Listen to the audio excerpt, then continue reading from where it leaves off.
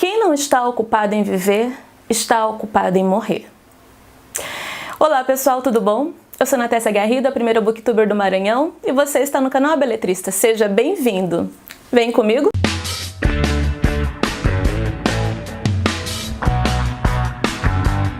Bom, hoje eu trouxe para vocês uma indicação de leitura que já de longe e de cara se tornou, com certeza, uma das top 5 de leituras de 2019 na minha vida. Eu gostaria de ter lido muito esse romance há mais tempo, porque ele foi extremamente revelador em todos os sentidos, sabe? Aquela história que você fica, mesmo depois de lida, você fica com aquela história na cabeça, existem muitas reverberações, muitas reflexões, pois eu estou falando de uma leitura que é extremamente inquietante. E é A Velocidade da Luz. É um romance do espanhol Javier Cercas, que é um autor contemporâneo, tá? Ele publicou esse romance em 2001 e esse exemplar aqui me foi enviado pela tag Experiências Literárias, do qual eu sou assinante, tá? Mas antes da gente falar sobre essa história, que é bastante interessante, eu quero te pedir para se inscrever no canal, compartilhar o vídeo, ativar o sininho, tá bom? E me seguir aqui no Instagram para saber quais são as leituras que eu estou fazendo, tá? Que eu vou registrando tudo por lá. Fica tudo nos destaques, tá bem organizadinho. Bom, vamos à história, né? Que está bastante centrada em dois personagens e num pano de fundo histórico que, né, é bem sofrido.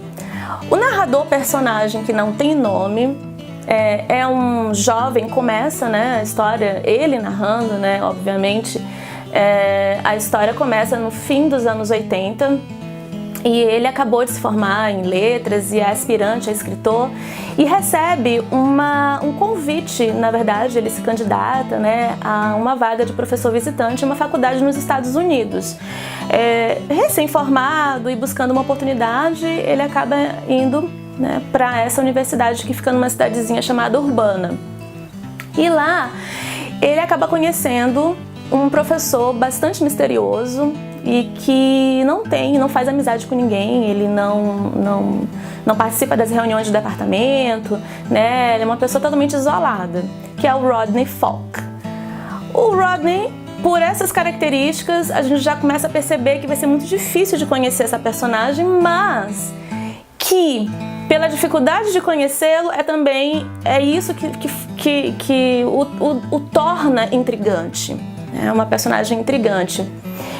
Eles, né, o narrador, o personagem e o Rodney, eles vão, vou classificar como uma espécie de amizade, porque eles vão ter uma afinidade aí em comum, que é a literatura catalã.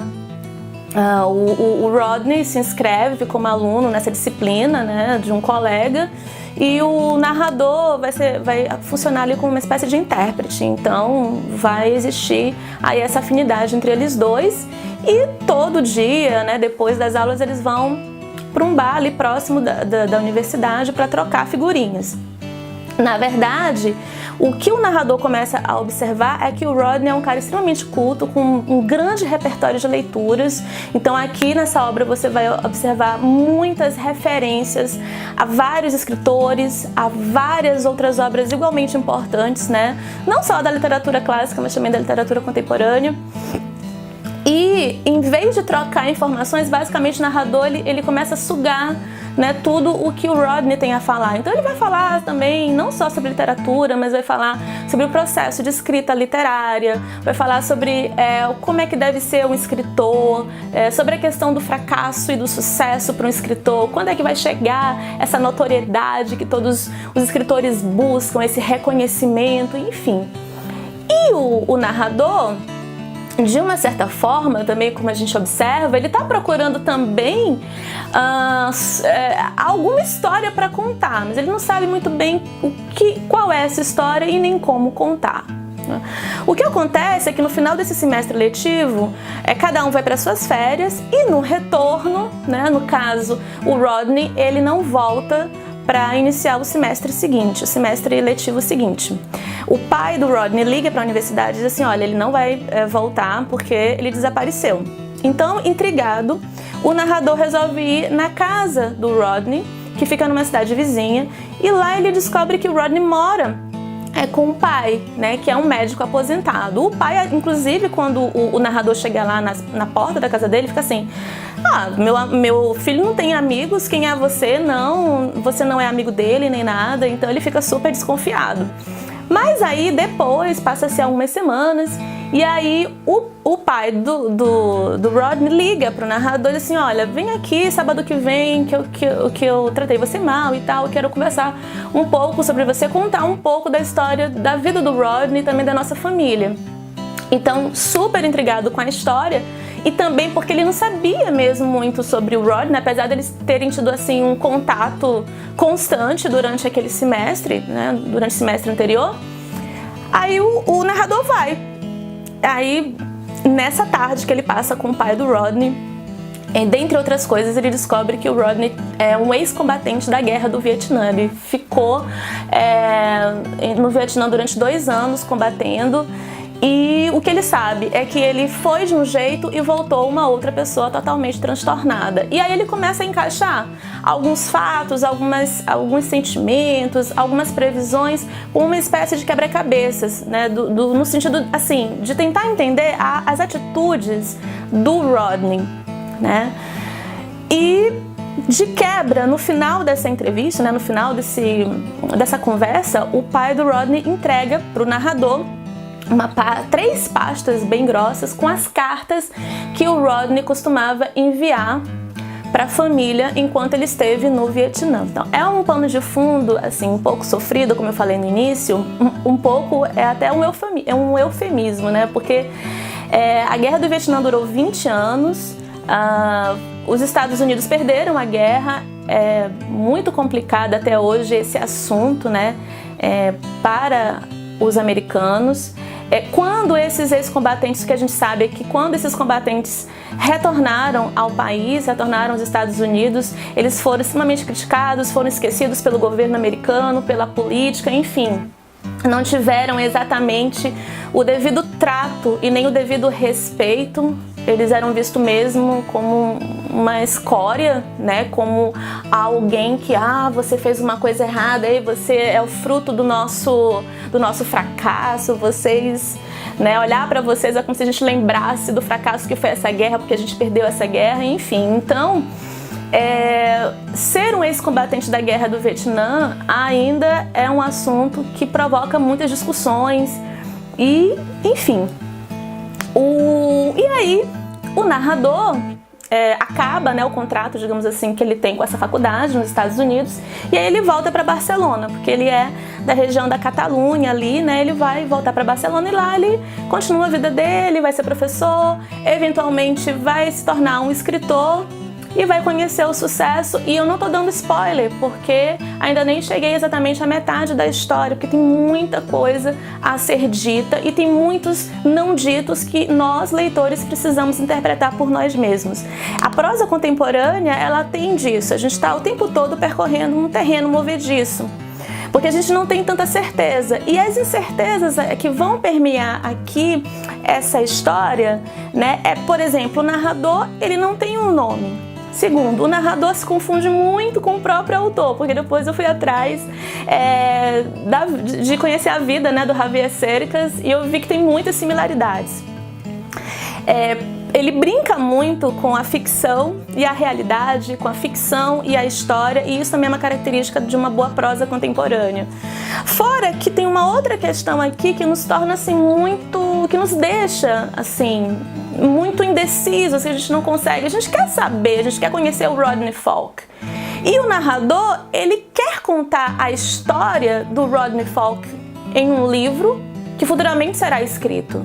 Mas como contar essa história? Ele ainda não encontrou aí o fio da meada, ele não encontrou ainda o início, né? Como que vai contar essa história, muito embora ele queira bastante contar essa história, contar a história do Rodney. O Rodney, ele é um personagem que a gente sabe muito pouco por ele mesmo. É um personagem que a gente só conhece pelos olhos do narrador, pelas impressões do pai, pelo que o pai acha que conheceu o filho, né? E assim, e olha lá, e pelas cartas, porque quando a gente percebe que o narrador, ele recebe as cartas, a gente pensa assim, ele vai colocar aqui alguma carta pra gente poder ler e tirar as conclusões por nós mesmos. Não. As conclusões que nós temos a partir dos sentimentos do Rodney, enquanto ele esteve na Guerra do Vietnã, essas sensações, essas impressões, nós ficamos refém do narrador, né? do que o narrador pensa. Ou seja, nada que é certo, nada que é definitivo nas interpretações, mas o que fica e que para mim é incômodo o tempo inteiro, né? Existe também uma crítica muito sarcástica, né, em relação à política bélica americana.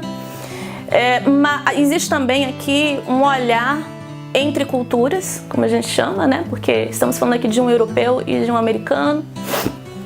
Mas o que fica é de inquieto e de incômodo após a leitura, e como eu falei no início, das reflexões, reverberações, né? É sobre o ser humano, como um ser humano ele é totalmente transformado, ou ele consegue se adaptar com muita facilidade à maldade ou àquilo que as pessoas querem que ele faça, que é o que muitas vezes é dito aqui na história, né? Então, o desafio aqui é o desejo do narrador em querer contar a história de Rodney, mas ao mesmo tempo ele se vê meio que impossibilitado, porque ele sente que ele precisa conhecer mais esse amigo ou essa figura fascinante que passou pela sua vida. Mas aí vem um outro questionamento: o que nós conhecemos da vida? Ou será que nós conhecemos completamente alguém para poder, inteiramente alguém para poder, a ponto de contar a sua história? E o que é, na verdade, a ficção, né? Como é que a ficção ela se apropria dessas questões históricas? Então, me parece que isso é algo muito caro para o autor Javier Cercas, porque é o que eu vejo o tempo todo aqui na história. Ele brinca muito, né? Ao mesmo tempo que ele diz assim, olha, eu vou contar do jeito como eu escutei. Aí depois ele diz assim, não, a história aconteceu assim. Então você fica o tempo todo muito indeciso, você fica, como eu disse anteriormente também, o tempo todo caminhando, né, em um terreno inseguro, né, movediço. Mas eu quero dizer para vocês que foi já com certeza esse romance aqui, A Velocidade da Luz, já se tornou uma das grandes leituras que eu tive que fazer na minha vida. E com certeza daqui a alguns anos eu vou retomá-la, porque essa aqui é uma daquelas leituras que, dependendo do momento em que você esteja na sua vida, ela vai te trazer algumas respostas, viu? E eu não vou dizer mais aqui, vou deixar aí o gostinho para vocês irem atrás deste romance, desta obra. A gente fica por aqui e até a próxima!